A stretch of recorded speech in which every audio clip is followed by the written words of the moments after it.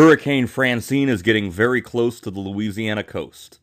Good afternoon, I'm Mike Naso with this update on our hurricane, taking a look at this very beautiful RGB natural color satellite image. There is the eye of the hurricane on approach to the central Louisiana coastline in the general vicinity of Morgan City, but everybody along the coast needs to be battened down and ready for whatever Francine's going to bring, which is mostly going to be in the form of high water and severe weather, not to mention very gusty winds. Here's the latest on Hurricane Francine as of 1 p.m. Central, 2 p.m. Eastern from the National Hurricane Center. We'll be getting position updates roughly every hour now that the hurricane is nearing landfall. As of this time, Francine was at 28.6 north, 92.1 west. Winds were 90 miles per hour and is moving northeast at 16. Now, it's 95 miles away from the coast as of 2 p.m., so let's do some math here. I'm not that good, so let's do the calculator.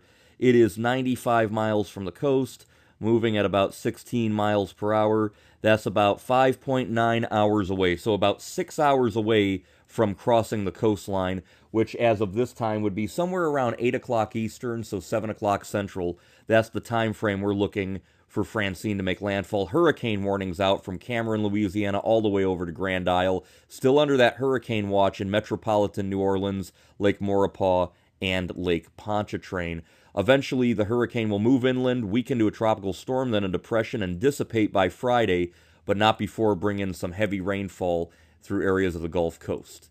The aircraft have been flying out there. In fact, look at this. These are all the airplanes flying around the world right now in the United States and the Gulf of Mexico. And if we zoom in, we could actually see a Hurricane Hunter aircraft right there. That is the 53rd Weather Reconnaissance Squadron 72 Teal 72 aircraft.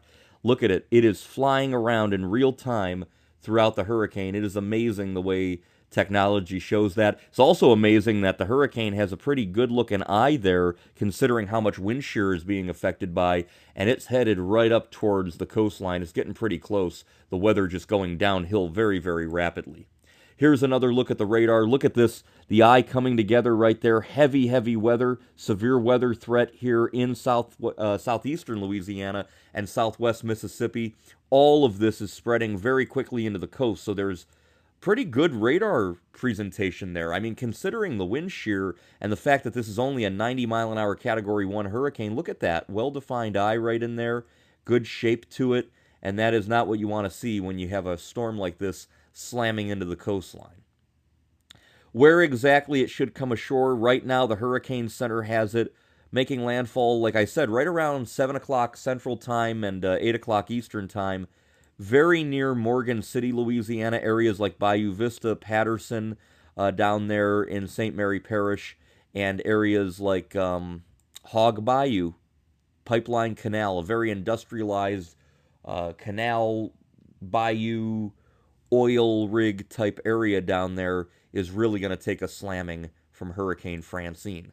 The water rise is the biggest threat. Now, this is as of 11 a.m. Eastern Time, so this might be a little bit outdated, but it's still the general thinking between Vermilion Bay and Port Fourchon, 5 to 10 feet, and then from Port Fourchon to the mouth of the Mississippi, 4 to 7 feet.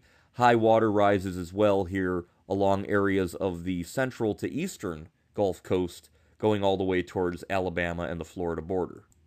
Very nasty with crashing waves on top of that. I'm going to look at another interactive map. This is all futuristic for me, okay?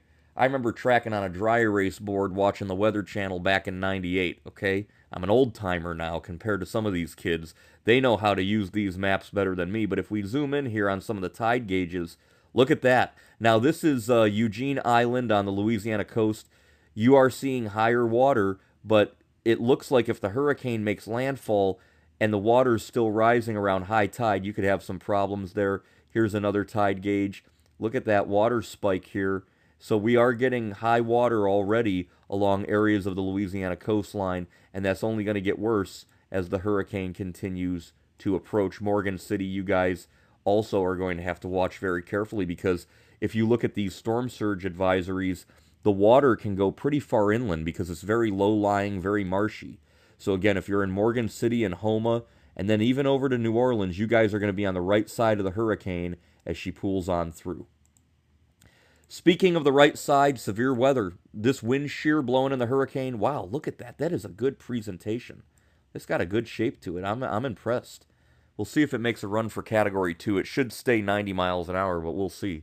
But back what I was saying before, look at the tornado watch threat. You could have tornadoes spin up anywhere around this hurricane, and that threat will continue as the storm pulls into areas of Louisiana and Mississippi. So again, a very, very potent Category 1 hurricane. It looks like a lot of force being thrust into the Louisiana coastline. We'll continue to watch it throughout the evening as this hurricane makes landfall. Once it makes landfall, it will be the third landfall of a hurricane this year in the United States, with Beryl in Texas in July, Debbie in Florida in August, and now the landfall of Francine in Louisiana in September. I'm Mike Naso with the latest on Hurricane Francine. I'll be back with more coverage as it warrants.